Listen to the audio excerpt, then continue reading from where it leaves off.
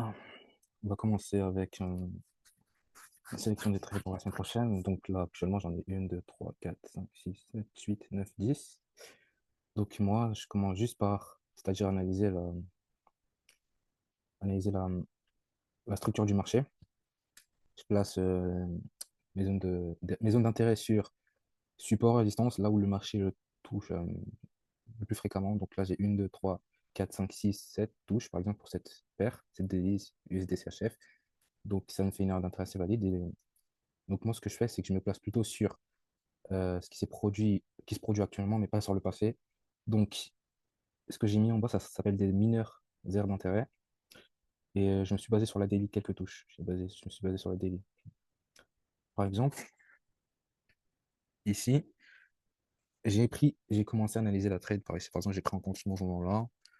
Donc, on va dire là, on est bearish.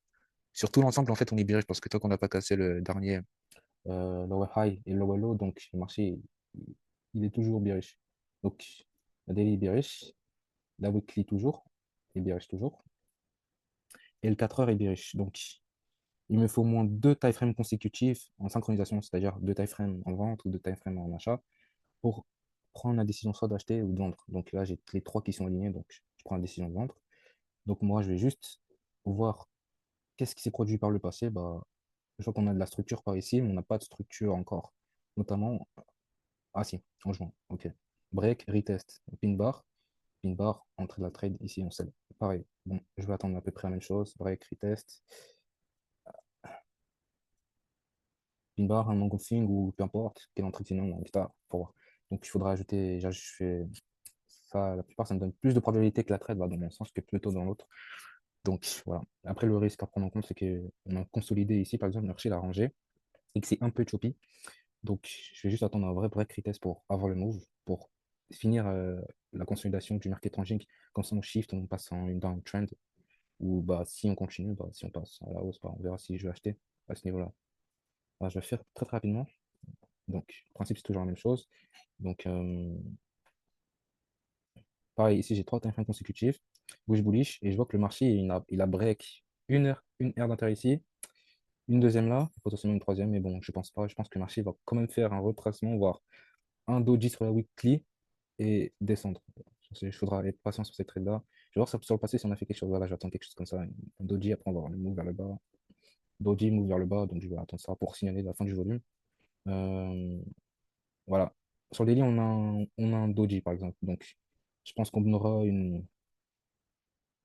Je vois qu'ici, qu'on range quand même des equal high. Ici, on a une prise de liquidity. Donc, ouais, pourquoi pas. En vrai, je vais attendre qu'on fasse une liquidity grab, après qu'on revienne et qu'on fasse un break retest et prendre cette contre-trend. Notamment, il faudra être patient. Après, si je vois qu'on a le move, qu'on a pas mal de signes bearish, comme là, je peux voir, il y a un pin bar, je pense qu'on va continuer un peu de monter. Alors, je vais créer un shift dans les 4 heures, on continue de sell. Non, on va plutôt faire ça, à mon avis. Prise de liquidity, break, retest, sell.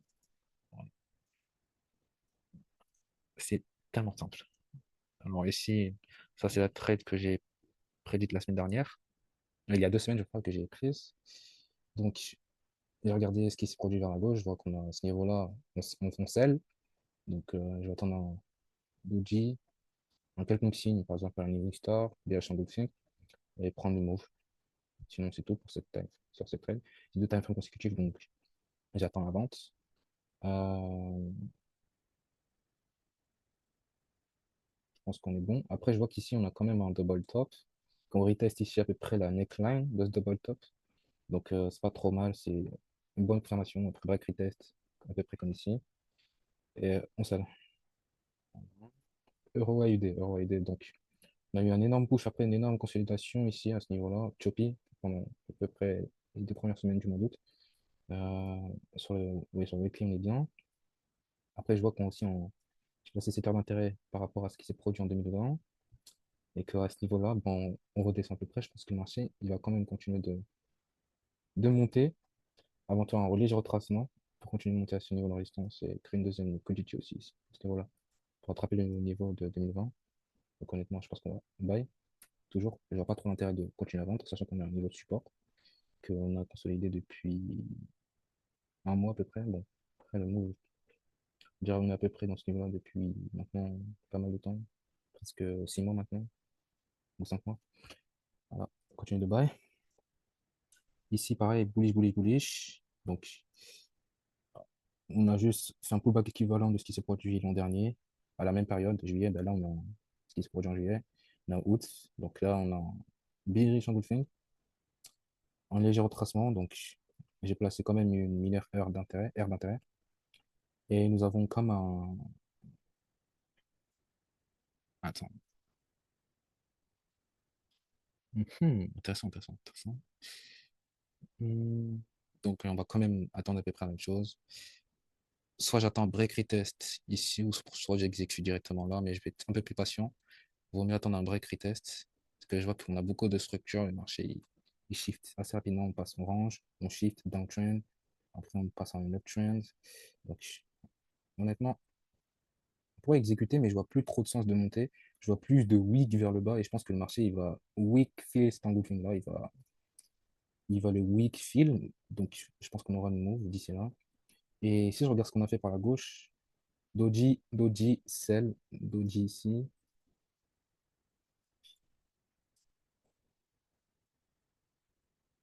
Doji ici en sell. Donc Doji là aussi, ce niveau de support, pareil. Donc, continue de sell.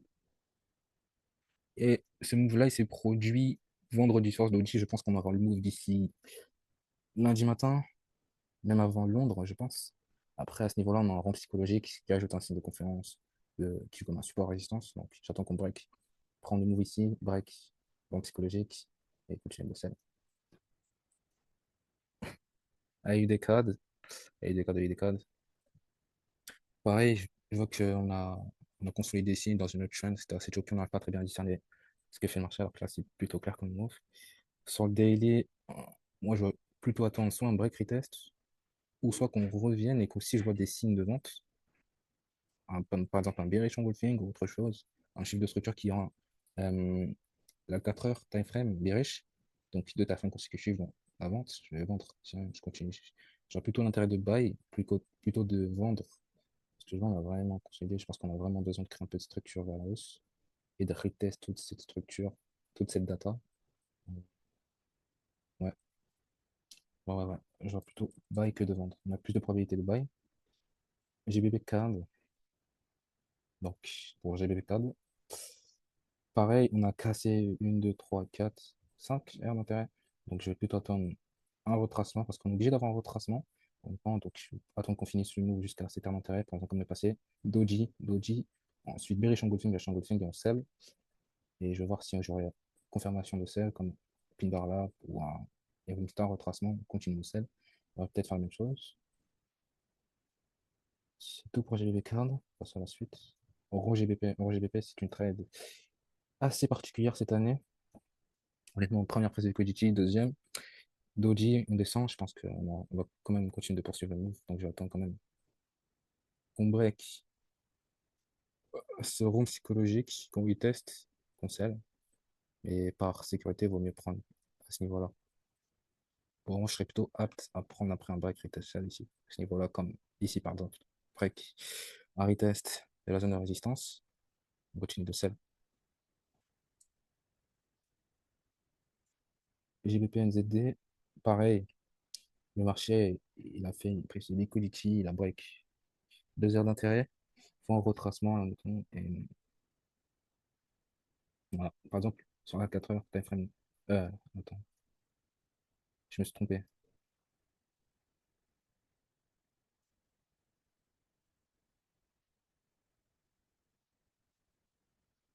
Non, non, je me suis pas trompé. La weekly est bien bearish.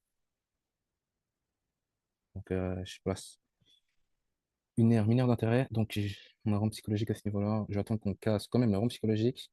Ce BOS-là, ça fait break retest, donc pas mal de confiance. Retest l'air d'intérêt, retest le rond psychologique et break retest le break of structure, le BOS. Donc, si on obtient ça, je pense qu'à contre-trend c'est massive, on pourra atteindre jusqu'à ce niveau-là.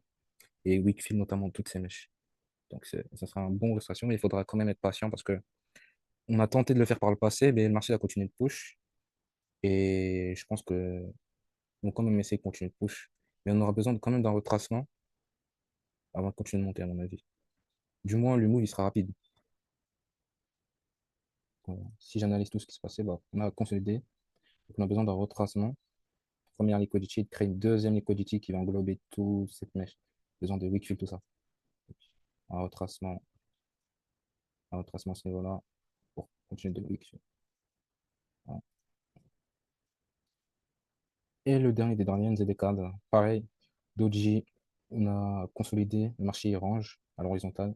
Et là, boum, on a un shift, downtrend, downtrend, downtrend, downtrend, de time frame consécutive. Donc j'attends un break retest, j'attends un engulfing qui englobe ce Doji, pin bar. Et ensuite, on reteste l'air d'intérêt au niveau de la résistance pour continuer le sell. Euh, mon avis. Parce que le plus grand danger, c'est de trade pendant ce marché qui range topi. Donc j'ai envie qu'on finalise ce ranging market. Je vois pas trop l'intérêt de buy parce que ça, c'est risqué. Le marché est très volatile. On voit des mèches de partout. C'est pas très net. Donc, voilà. Moi, j'attends plutôt la vente. Si on en tire ça serait nickel. Voilà, c'est tout pour mon analyse.